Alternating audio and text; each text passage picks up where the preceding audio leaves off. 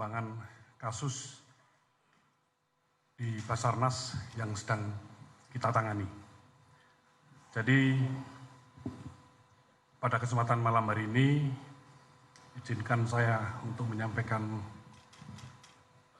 perkembangan kasus suap proyek alat deteksi reruntuhan yang melibatkan 2 personil aktif TNI atas nama HA dan ABC. Untuk kronologis penangkapan atau OTT yang dilaksanakan oleh rekan-rekan KPK pada hari Selasa tanggal 25 Juli 2023, saya kira teman-teman juga sudah mengikuti pada saat press conference di KPK. Adapun perkembangan hasil pemeriksaan yang bisa kita dapatkan dari ABC dapat saya sampaikan sebagai berikut. ABC sebagai Korsmin Kabasarnas melaksanakan tugas dan fungsi semuanya atas perintah Kabasarnas mulai pertengahan bulan Mei 2021. Tugasnya antara lain menerima laporan penyerapan anggaran pada setiap bulan yang memuat data tentang kegiatan pengadaan barang jasa, yaitu terkait dengan pemenang, judul kegiatan, nilai serta progres dari pekerjaan. Berikutnya, yang kedua, menghubungi pihak swasta yang telah selesai melaksanakan pekerjaan dan telah menerima pencairan anggaran secara penuh untuk memberikan dana komando. Yang ketiga, menerima uang dana komando dari pihak swasta. Berikutnya, mengelola pengeluaran dana komando terkait dengan operasional di Basarnas. Dan yang terakhir adalah melaporkan penggunaan dana komando kepada Kabasarnas. ABC mengenal saudara Meria atau yang lebih dikenal saudari Mary. Bertemu hanya sebanyak 4 kali, 3 kali di kantor Basarnas dan 1 kali di parkiran salah satu bank di lingkungan Mabes TNI. Tahun 2021, Ibu Mary pernah memberikan cek kepada ABC dari hasil pekerjaan pengadaan barang jasa. Berikutnya, ABC menerima uang dari saudari Mary sejumlah Rp999.710.400 pada hari Selasa 2023 sekira pukul 14.00 di parkiran salah satu bank di Mabes TNI AL.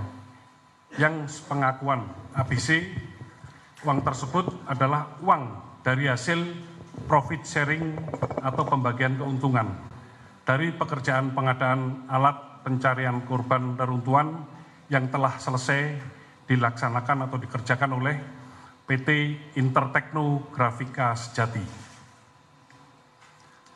Berikutnya, sepengakuan ABC, maksud dan tujuan saudari Mary memberikan sejumlah uang tersebut kepada ABC adalah untuk memenuhi kewajibannya dalam memberikan profit sharing atau pembagian keuntungan dari pekerjaan yang telah dilaksanakan. Ini profit sharing mungkin istilah dari ABC sendiri. Yang kelima, ABC menerima sejumlah uang seperti tersebut di atas dari saudari Mary atas perintah Kabasarnas.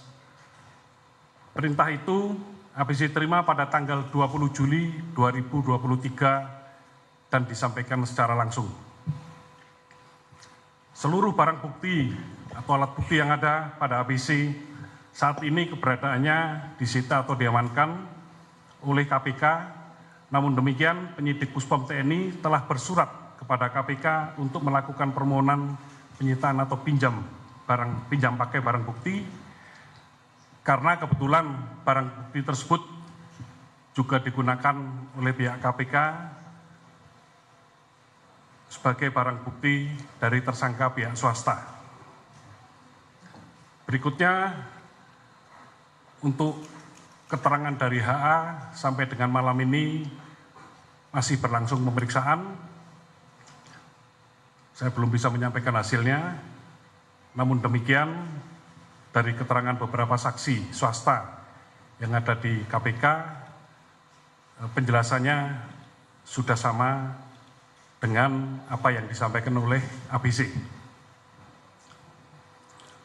Barang bukti yang kita dapat sesuai daftar barang bukti yang disampaikan oleh rekan-rekan dari KPK ada sebanyak 27 item dengan 34 sub item. Jadi dokumen-dokumen termasuk laptop yang digunakan oleh ABC ini untuk menyimpan data-data terkait dengan proses pengadaan barang jasa. Pasal yang dilanggar terkait dengan tindak pidana yang kami sebut di atas tadi, kami sudah berkoordinasi dengan pihak KPK dan menetapkan pasal 12A atau B atau pasal 11 Undang-Undang Nomor 31 Tahun 1999 tentang pemberantasan tindak pidana korupsi sebagaimana telah dirubah menjadi Undang-Undang Nomor 20 Tahun 2001 tentang perubahan atas Undang-Undang Nomor 31 Tahun 99. Junto pasal 55 ayat 1 ke 1 KUHP. Proses hukum dari hasil uraian di atas dan menurut keterangan saksi pihak swasta, maka dengan terpenuhnya unsur tindak pidana, penyidik Puspom TNI meningkatkan tahap penyelidikan kasus ini ke tingkat penyidikan dan menetapkan kedua personel TNI aktif atas nama HA dan ABC sebagai tersangka.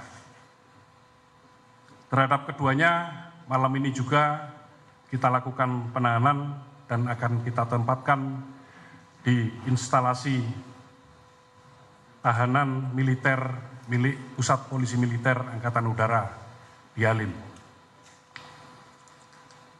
Perlu saya tambahkan terkait dengan permasalahan ini, sebagaimana yang diarahkan oleh Panglima TNI, bahwa koordinasi dan sinergi antara Puspom TNI dengan pihak KPK diharapkan ke depan dapat terus dibina dengan baik,